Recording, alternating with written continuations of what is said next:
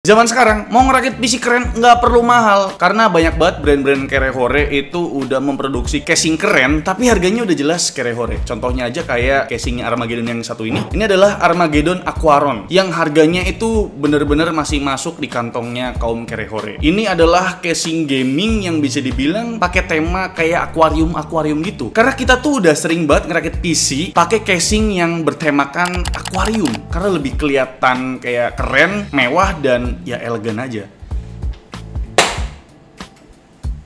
Nah, ini dia untuk casingnya Armageddon Aquaron. Jadi kita akan review casing Armageddon Aquaron ini, tapi disupport juga komponen dari Armageddon juga. Jadi buat temen-temen yang pengen rakit PC dan bingung mau pakai casing apa, mungkin bisa dilirik casing Armageddon Aquaron ini karena udah tersedia 3 SK warna. Kalau mungkin di akhir video teman-teman minat sama rakitan PC pakai casingnya Armageddon Aquaron ini, teman-teman bisa lah ngerakit sama kita. Linknya ada di deskripsi. Jadi nggak usah lama-lama, langsung aja kita review. Ini dia Armageddon Aquaron. Pembahasan pertama udah pasti bahas casingnya dulu, bre. Nama casing ini udah aku sebut di awal ya, Armageddon Aquaron. Jelas banget inspirasi namanya berdasarkan desain casing tersebut, yaitu aquarium design. Soal harga ini penting banget aku sebut di awal-awal ya. Harga casing ini cuma 400 ribuan aja, bre. Orang awam nih ya, kalau ngeliat PC kalian pakai casing ini, ku jamin kesan mereka langsung ngira nih PC kalian tuh PC mahal. Padahal mah prosesornya cuma pakai Core 2 Duo.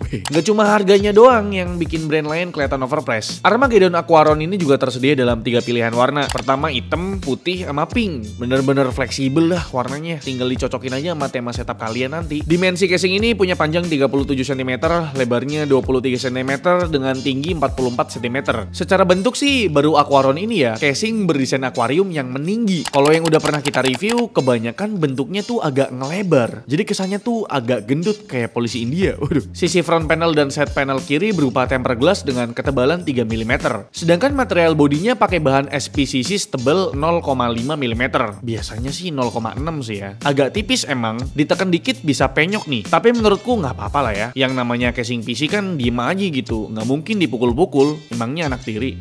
Buat ngebongkar tiap side panelnya kita perlu buka baut. Kalau yang side panel metal sih nggak khawatir ya. Yang kaca ini loh, suka parno, takut retak gitu men. Mungkin saran dariku sih ngebautnya jangan kenceng-kenceng, secukupnya aja, biar tempered glassnya nggak terlalu ketekan. Nah, biar makin gampang proses perakitannya nanti, kalian bisa buka bagian front panelnya juga yang pakai tempered glass ini, bre. Caranya lepas dulu kedua side panel, terus ada satu baut yang perlu kalian lepas. Cara akses bautnya dari side panel kanan, bre. Emang agak tersembunyi sih. Kalau baut udah kelepas, tempered glass di front panel ini udah bisa kita lepasin juga. I/O port di casing ini terdapat di top panel. Isinya ya standar aja lah ya, tanpa port USB Type-C. Soal airflow, banyak kritikus nih. Anjay, kritikus. Maksudnya banyak netizen yang nggak demen casing berdesain akuarium karena jalur udaranya jadi terbatas. Yang paling jelas tentu aja front panelnya jadi rapat begini. Biasanya sih sama brand casing diakalin lewat side panel kanan, tapi di casing ini enggak, bre. Airflow-nya murni cuma ada di panel atas, panel bawah, dan panel belakang. Yang paling lapang tentu aja di panel atas ya. Bisa muat radiator 240 mm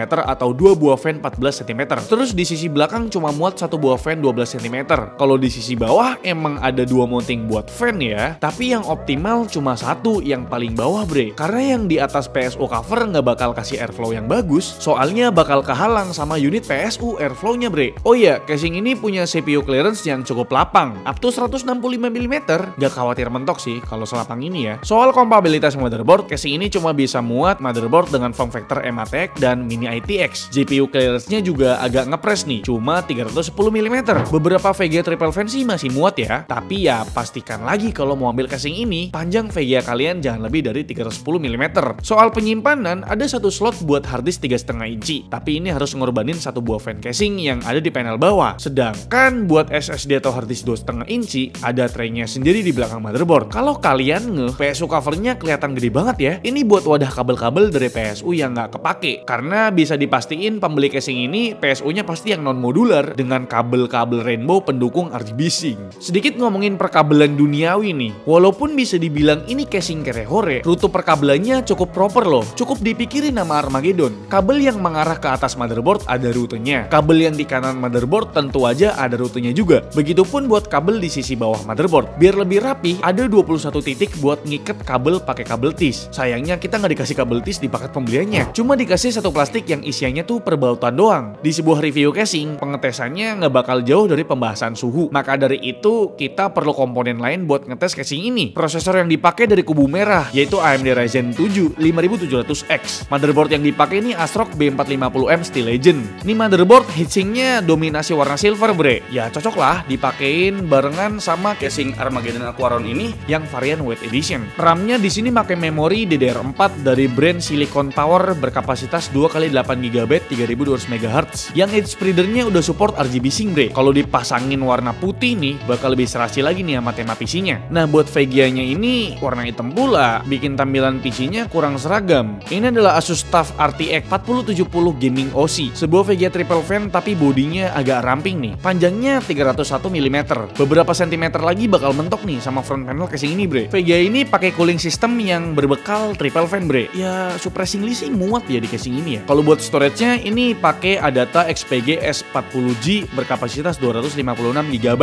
Dan buat urusan cooling system di PC ini ada satu fan 12 cm sebagai intake di panel bawah dan satu buah fan 12 cm exhaust di panel belakang. Terus CPU coolernya pakai all-in-one liquid cooling dari Armageddon Tesseract Deep Freeze yang 240 mm.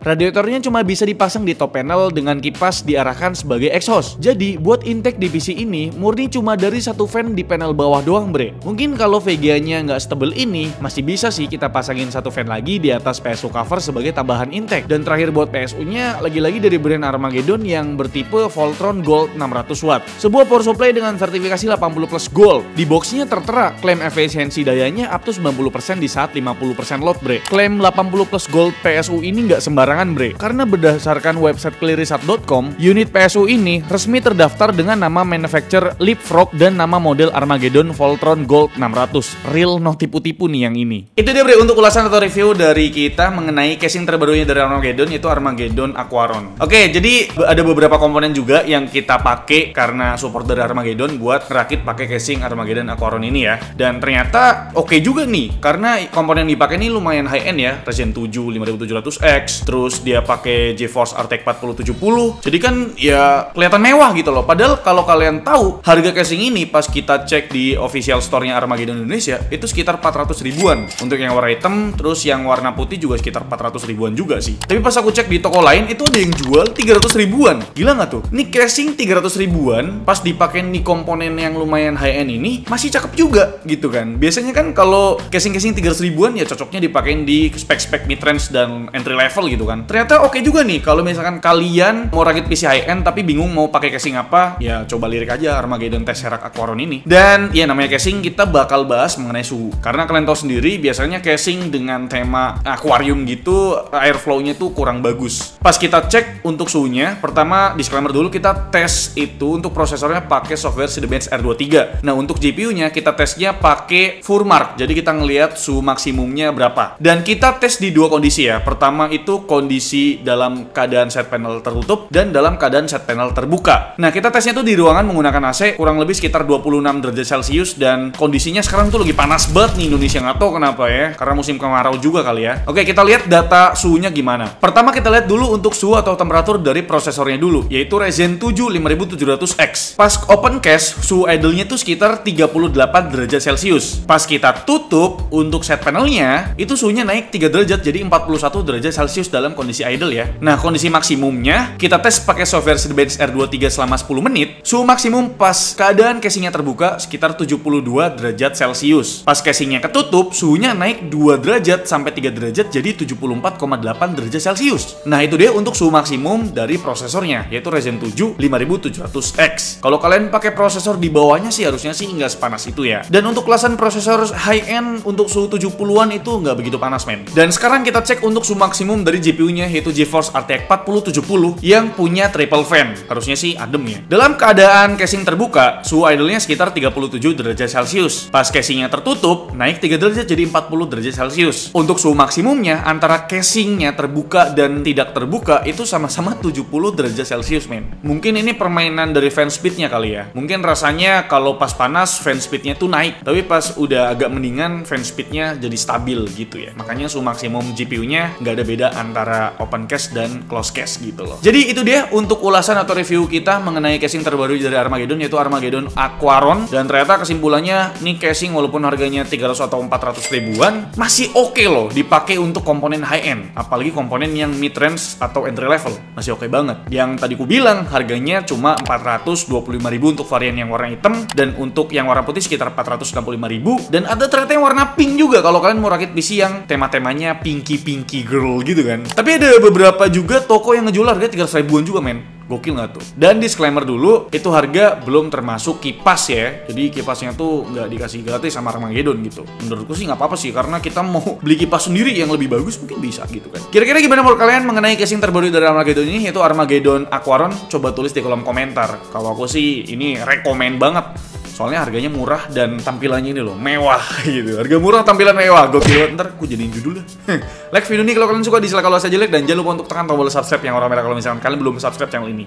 Saya Alfian selaku di channel mengucapkan terima kasih, sampai jumpa di video selanjutnya. Bye-bye.